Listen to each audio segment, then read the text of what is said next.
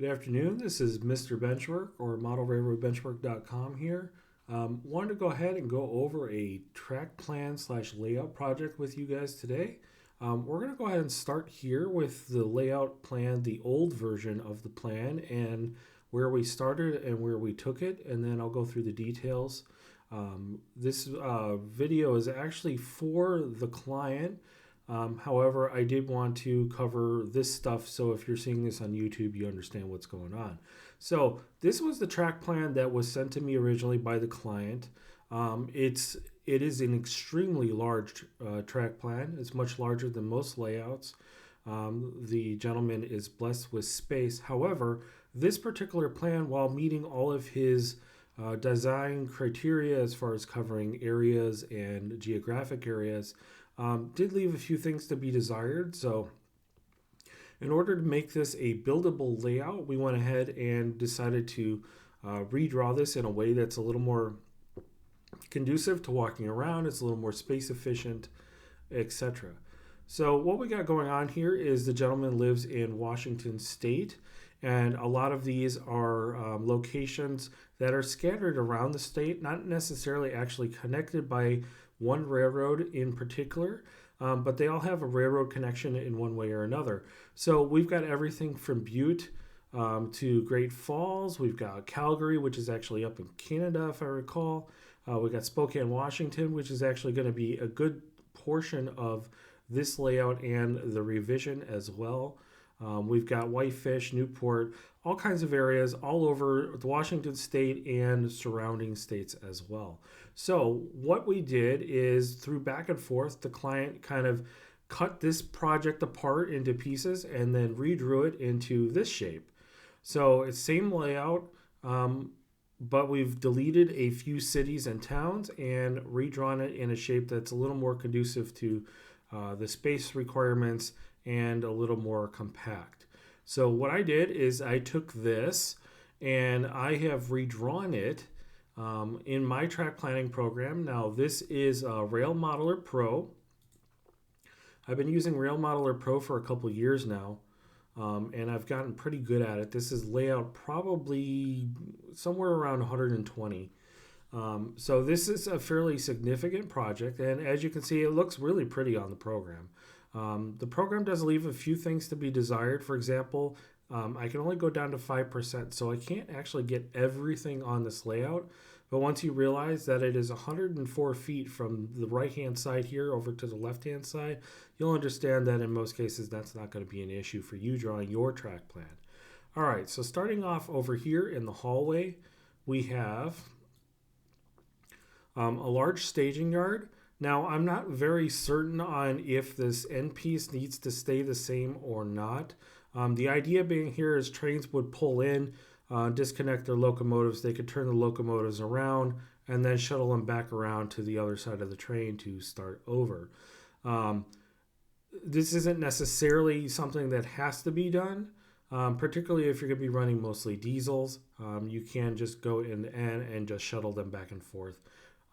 So I don't know if it's necessarily worth this 7.5 or 8 feet of lost space for the train, but keep in mind that from this straight line here all the way over is gonna be 20 feet or so, and I can actually measure that here on this program. So 117 plus 130, so we're talking 240 inches. So we're talking 20 feet basically of uninterrupted storage for space. So starting out of the storage space, we're going to go through a very short tunnel here. This tunnel is actually only going to be probably about 2 feet long. The idea here is if something does derail, it's pretty easy to grab it from the backside. But I wanted a visual separation between the staging yard and the actual layout. Just from a photo standpoint, it just makes more sense. If you do hear some audio noise in the background, a vehicle or something like that, I apologize. It's not something I can cut out, and I am subject to the poor driving skills of my neighbors. Okay, so starting into the layout here, we're going to start by going through a mountain scenic area. We've got two switches here, which I will explain later on in the video, but those are coming from the far end of the layout. So we're going to go over a river here, and then we're going to enter Whitefish. Now, Whitefish does have some switching, so this layout is primarily going to be. There are some industries, but as far as me explaining exactly what they are and how they operate, I am basically copying, what was existing on the track plan I was given. So I don't have expert knowledge on all of this stuff, but I have drawn it, recreated in the best of my knowledge, and we will tweak things a little bit as needed. After Whitefish, we've got a roughly 16 to 18 foot scenic break. Again, there's going to be probably some hills, some mountains, lots of trees. In a lot of cases, I've taken some creative liberties and just put some scenic draw stuff in here just to give you an idea of what could go there. And whether or not it actually ends up being exactly that is subject to the client's opinion. After that, we're going to go into Butte. My understanding, this is going to be a lot of mining.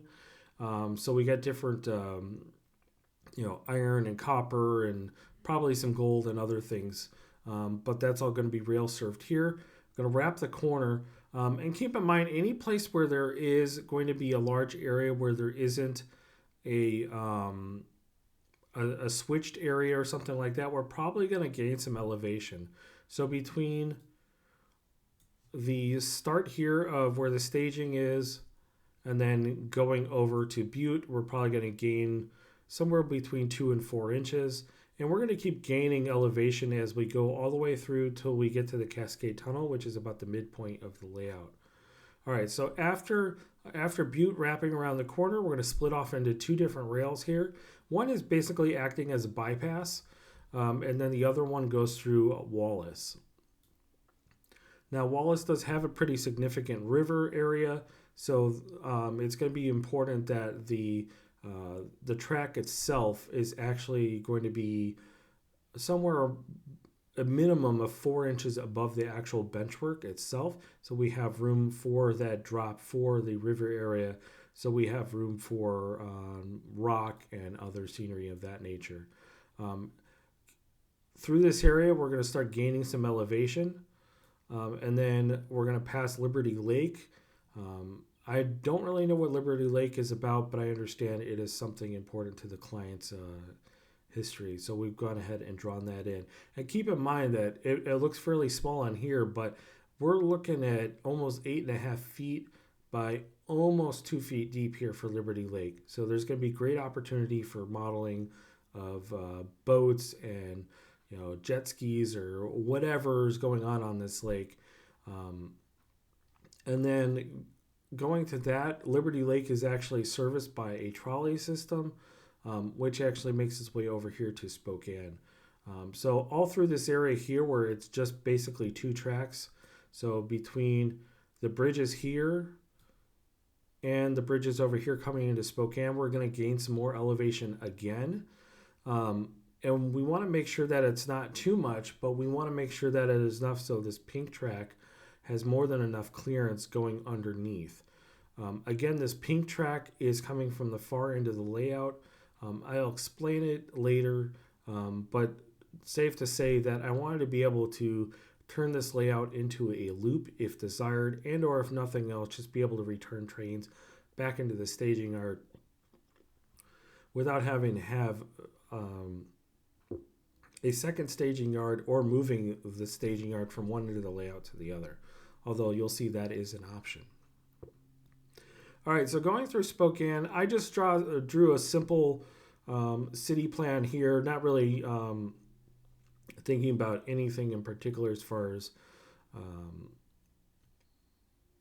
city buildings or anything in particular, but I wanted to show that you can build somewhat of a complicated scene with some topography changes.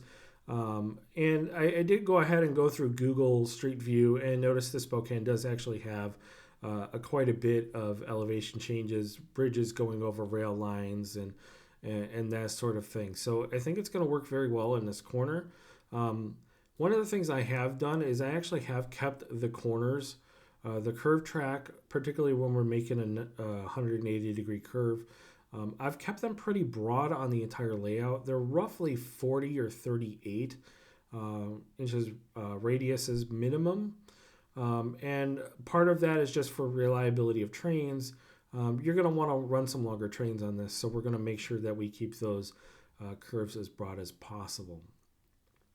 Now, coming out of the city of Spokane, we're going to go into the Spokane Yards, which is going to be this whole area here.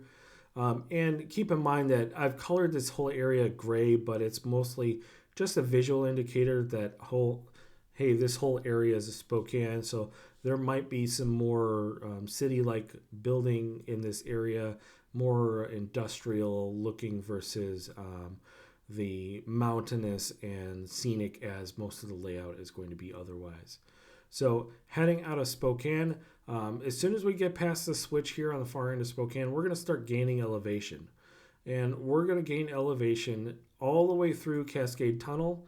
By this point here, we should be somewhere between 12 and 16 inches above the base grade. And visually that's going to stand out because if we're starting at, say, 38 or 40 inches on that end, by the time we get over here, we're going to be sitting at about 48. So it's going to be pretty reasonably close to eye level. So it should be a good statement piece to walk around the corner of the layout here, and you're just going to get slapped with a mountain. The track is going to be at 48, and then the mountain itself is probably be 12 to 18 inches above that at minimum. So it's going to be a statement piece as well as a good visual divider for the rest of the layout. So we're going to go through Cascade Tunnel. Now keep in mind the tunnel here in this case is only about 5 feet long. And it will probably be open on the edge here just so if a train does derail, you can get in there. But it will be a good scenic break to get to the other side. And then we'll probably start working our way down a little bit as well once we get past the Cascade Tunnel. So we're going to go into Glacier Park next. And from a visual standpoint, we've got a river here. This is going to be a good opportunity for some sort of a waterfall or something built into the mound here. Visually, it's going to be kind of interesting. And then after that, we've got a couple short tunnel segments and a lot of single track for a ways. Again, another visual statement piece. We've got a couple short segments of river. Now, on the original drawing, the rivers were actually on the other side of the track. So we are taking some liberties here, but the idea here is this river and this river over here are actually the same river. They are just connected by something that is not visually shown. Now, one thing to note here is you'll see this thin black line here. See if I can highlight it or not. No, I've got it locked. But the thin black line here is all a visual divider. And you'll notice it is not a straight line on most of the layout. That is so you can get some visual depth in areas where it's important and you can gain space in other areas where you need it. So for example, over here in Spokane, it's going to be nice to have some backdrop space, some area for buildings and stuff. Whereas on the Banff side, yes, there's a river there, but you don't need quite as much. So I can bump that backdrop over about 6 inches and give both sides what they need. So after Banff, and apologize if I'm mispronouncing any of these names. I'm not 100% familiar with all of them. After Banff, we're going to make another 180 degree curve going around a 5-foot aisleway.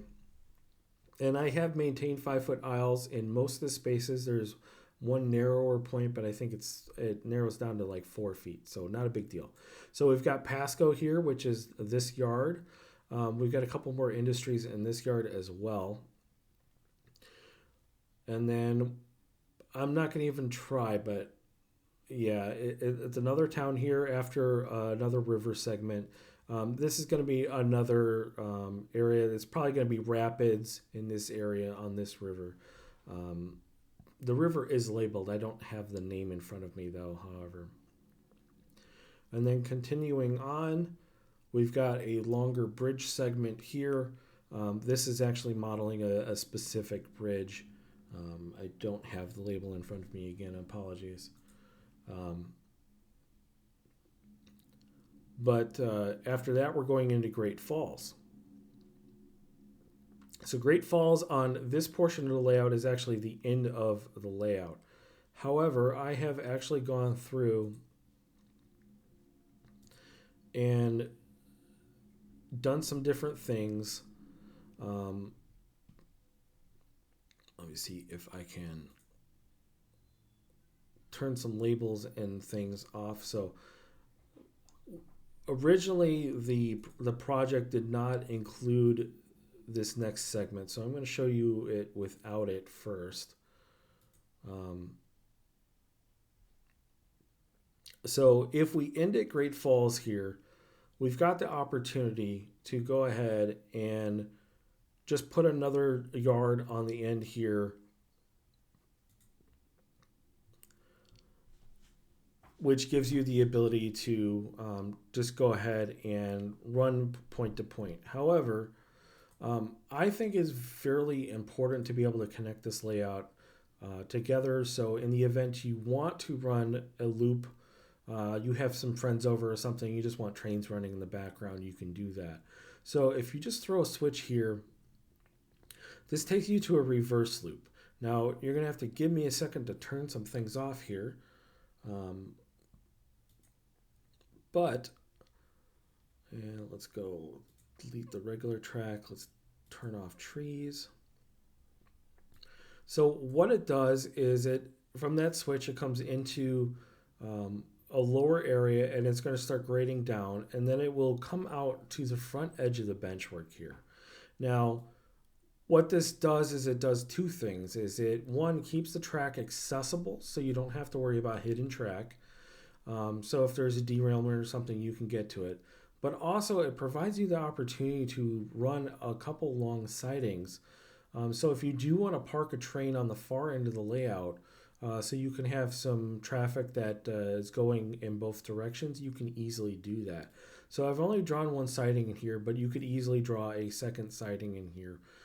You wouldn't want to do much more than that because then it gets more complicated for supporting the upper structure. But I wanted to show in some instance what would be possible. So what we got is you've got a return loop and then we've got a return siding. And keep in mind, it's very, very long. So we've got, 5, 10, we've see if I can even measure it. So from there to there, we've got almost 600 inches of length, and 600 divided by 12. Let's try that again. 600 divided by 12. All right, so that's almost 50 feet of sidings. Now, obviously, we can put a crossover in the middle, and what that does is it gives you the long passing siding, gives you space to park 2 full trains, and then continue on.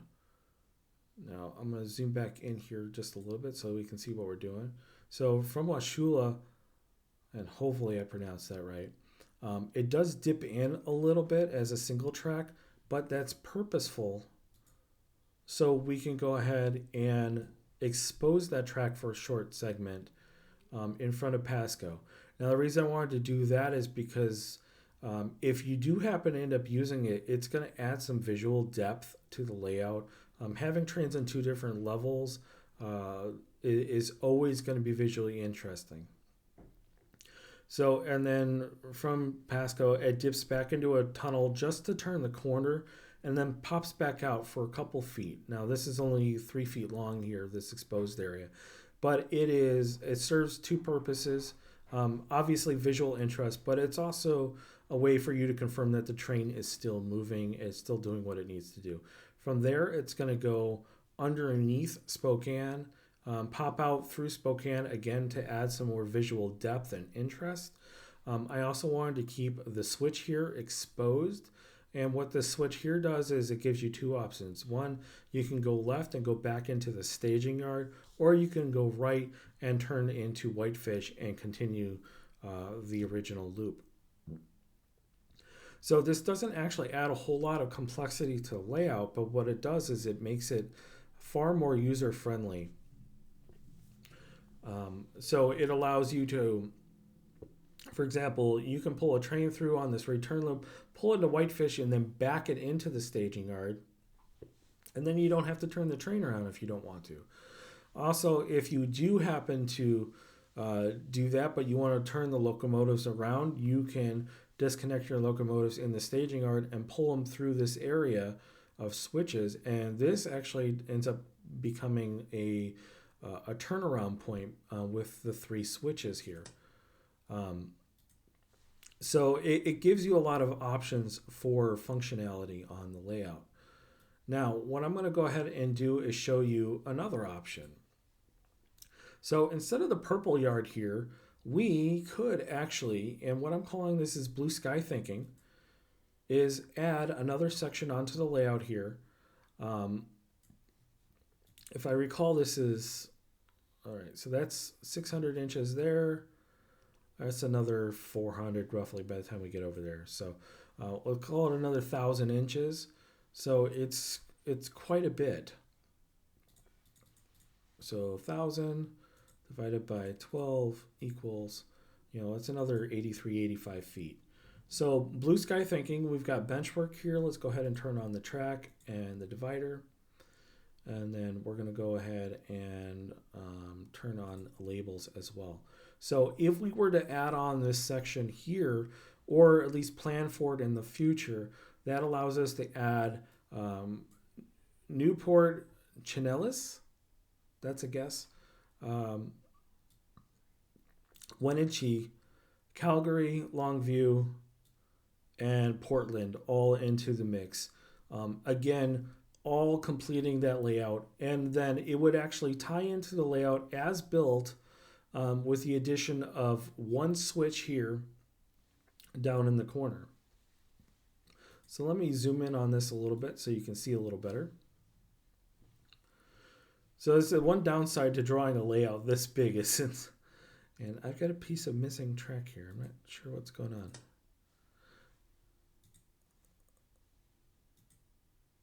Let's see if I can bring that to the front. I can't. So I have that in the wrong layer. I'll have to fix that later. But there's a single piece of track that connects from here over to here, and that comes into Newport. Now, Newport, as you know, actually is an interchange area.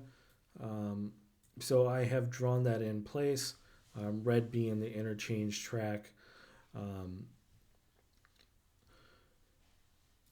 And then going on from there.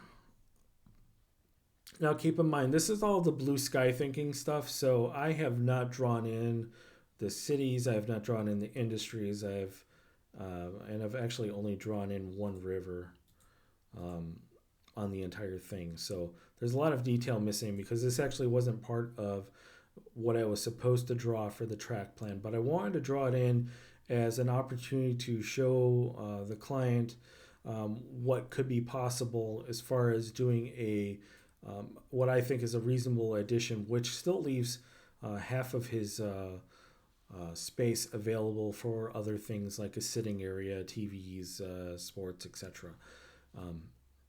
So we go into Chenelis, which again, I'm guessing on the pronunciation of that.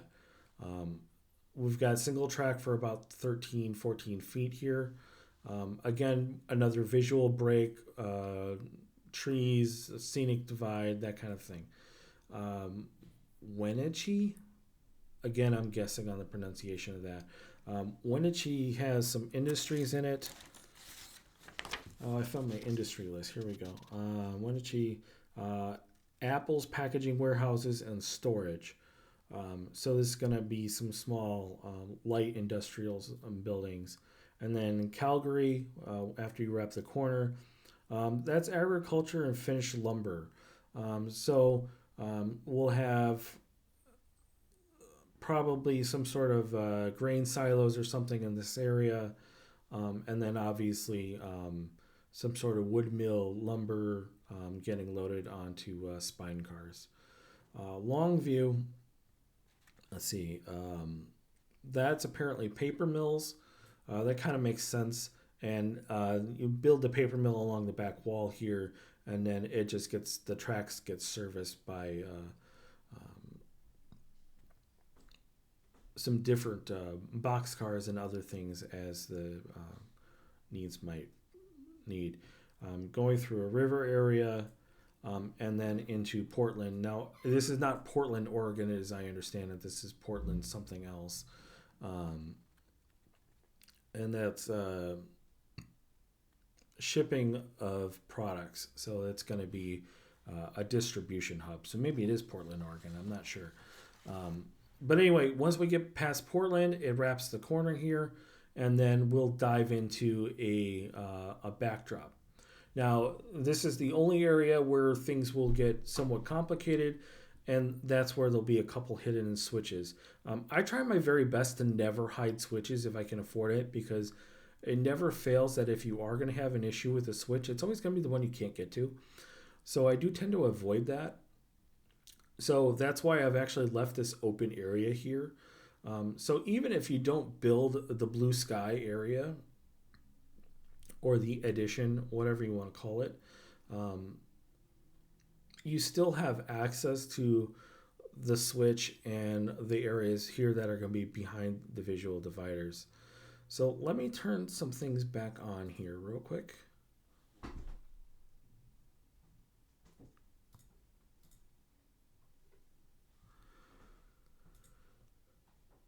So as you can see, I mean, the layout is fairly well detailed. There's a lot going on. It is a very large layout, but I think realistically it is a far more buildable and visually interesting layout than what we originally had. I've made sure to any yard areas or other areas of interest. You notice the track doesn't really follow the edge of the benchwork very much. I've always provided an area for foreground, whether that just be scenery or if it be buildings or something else.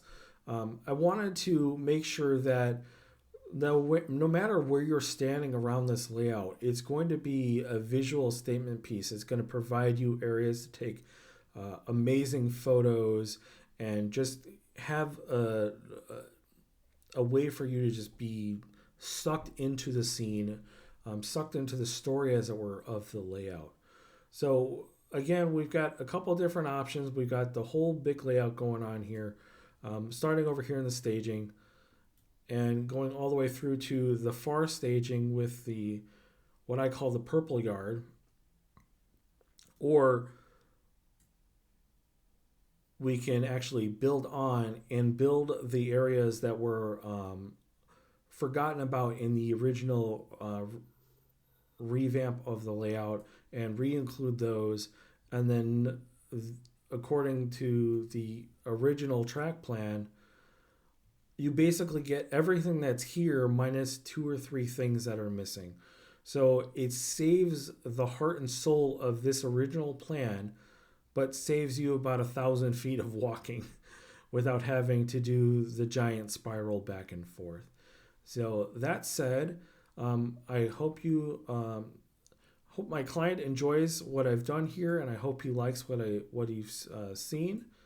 And if you're just watching this as a casual watcher on YouTube, I hope you've enjoyed the video. Please don't forget to like and subscribe. And hopefully in a couple months, you will actually start seeing videos of me actually building this magnificent layout. It will certainly be the largest layout I have ever built.